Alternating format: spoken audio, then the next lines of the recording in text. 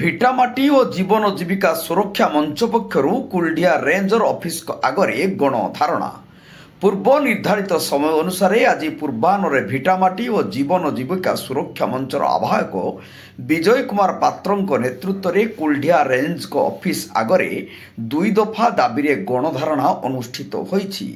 ଗତ 13 ତାରିଖରେ କିଶୋରଚନ୍ଦ୍ରପୁର ପଞ୍ଚାୟତର କଇମହୁଡ଼ି ଗ୍ରାମର ମକରା ସରେନଙ୍କୁ ଜଙ୍ଗଲରେ ଗୟଳ ମାରି ଦେଇଥିଲା। ଉକ୍ତ ଘଟଣାକୁ ଗ୍ରାମବାସୀମାନେ ବନ ବିଭାଗ ଅଧିକାରୀମାନଙ୍କୁ ଜଣାଇଥିଲେ ସୁଦ୍ଧା ବିଭାଗୀୟ ଅଧିକାରୀମାନେ କ୍ଷତିପୂରଣ ଦେବା ପାଇଁ କୌଣସି ପଦକ୍ଷେପ ଗ୍ରହଣ କରିନଥିଲେ। ତତ୍ସହିତ ବିଭାଗୀୟ ଅଧିକାରୀମାନେ କୌଣସି କାରଣ ନଥାଇ ନିରୀହ ଶାନ୍ତିକାମୀ ଆଦିବାସୀ ଲୋକଙ୍କ ଉପରେ ଅକଥନୀୟ ଅତ୍ୟାଚାର କରୁଛନ୍ତି, ଯାହାକି ଆଦିବାସୀମାନଙ୍କ ମଧ୍ୟରେ କୋକୁଆ ଭୟ ସୃଷ୍ଟି କରିଛି। ଏହାକୁ ଭିଟାମାଟି ଓ ଜୀବନ ଜୀବିକା ସୁରକ୍ଷା ମଞ୍ଚ ପକ୍ଷରୁ ଦୃଢ଼ ନିନ୍ଦା କରାଯାଇଛି। ମକରା ସରେନ ପରିବାରକୁ କ୍ଷତିପୂରଣ ଦେବା ସହିତ ଆଦିବାସୀମାନଙ୍କ ଉପରେ ରେଞ୍ଜରଙ୍କ ଅତ୍ୟାଚାର ବନ୍ଦ କରିବା ପାଇଁ ଆଜି ଗଣଧାରଣାର ମୁଖ୍ୟ ପ୍ରସଙ୍ଗ ଥିଲା। ଉକ୍ତ ଧାରଣା କାର୍ଯ୍ୟକ୍ରମରେ ସତ୍ୟଜିତ ଦାସ ସଭାପତିତ୍ୱ କରିଥିଲେ। ପ୍ରଥମେ ଭିଟାମାଟି ଓ ଜୀବନ ଜୀବିକା ସୁରକ୍ଷା ମଞ୍ଚର ଆବାହକ ଶ୍ରୀ ପାତ୍ର ଡବଲ ଇଞ୍ଜିନ ସରକାର ଜନବିରୋଧୀ ନୀତି ବିରୁଦ୍ଧରେ ଆଲୋଚନା କରିଥିଲେ। ତତ୍ସହିତ ରେଞ୍ଜରଙ୍କ ମନମାନି କାର୍ଯ୍ୟକୁ ସମାଲୋଚନା କରିବା ସହିତ ମୃତ ମକରା ସରେନ ପରିବାରକୁ କ୍ଷତିପୂରଣ ଦେବା ପାଇଁ ପ୍ରଶାସନଠାରେ ଦୃଢ଼ ଦାବି କରିଥିଲେ।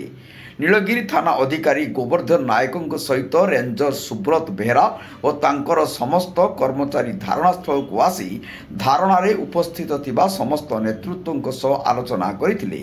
ମୃତ ମକରା ସରେନଙ୍କ ପରିବାରକୁ 15 ଦିନ ଭିତରେ କ୍ଷତିପୂରଣ ଦେବା ପାଇଁ ପ୍ରତିଶ୍ରୁତି ଦେଇଥିଲେ। ତତ୍ସହିତ ଜଙ୍ଗଲ ଆଇନ ଉପରେ ଅଭୟାରଣ୍ୟର ସମସ୍ତ ଗ୍ରାମରେ ସଚେତନତା କାର୍ଯ୍ୟକ୍ରମ କରି ଜନଗଣ ଓ ବନ ବିଭାଗ ଭିତରେ ଭାଇଚାରା ସୃଷ୍ଟି ପାଇଁ ପଦକ୍ଷେପ ଗ୍ରହଣ କରିବେ ବୋଲି ପ୍ରତିଶ୍ରୁତି ଦେଲା ପରେ ଧାରଣା କାର୍ଯ୍ୟକ୍ରମ ପ୍ରତିହତ ହୋଇଥିଲା।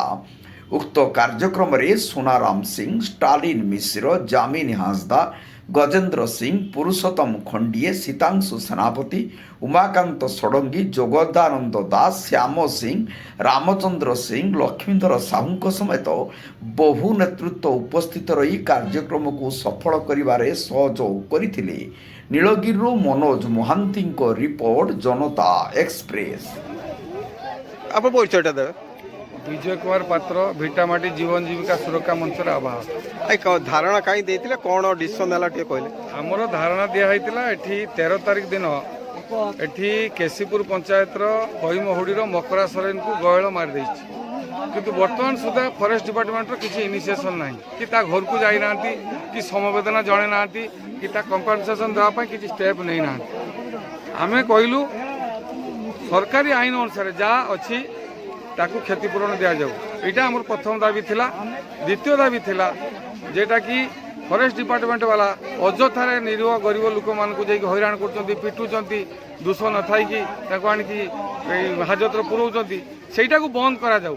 ए दुईटा कथा से मानी जी दोष कर दंड दियो किसी मना ना किंतु यही जो जोटा कि आम दाबी उठेलु तार सरकारी आईन अनुसार मकरा सरेन को दवा कथा से है आउ ये निरीह लोक मान सेवा कर सहित चारिआड अवेयरनेस कैंप करने कथा लोक मान भर सचेतनता तैयारी हो।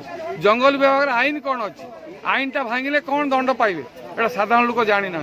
तेणु आज जंगल विभाग डिसाइड कला सब गाँव जाकि सचेतनता शीघ्र करेंगे आलोचना करेंगे। धन्यवाद। ननाटे परिचय देवे। जोगानंद दास पूर्वतन जिला परिषद सदस्य। आज जो नीलगिरी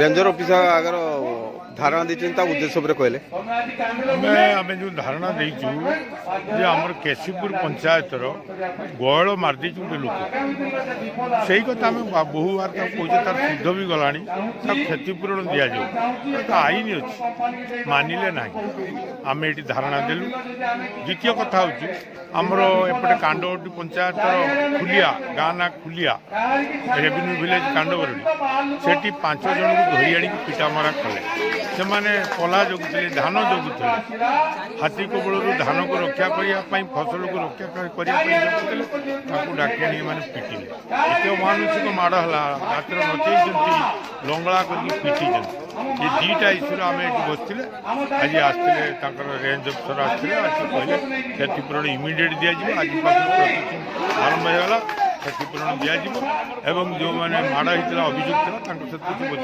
आलोचना कर सब शांति श्रृंखलार पीसफुली चलती किसी असुविधा नहीं। धन्यवाद।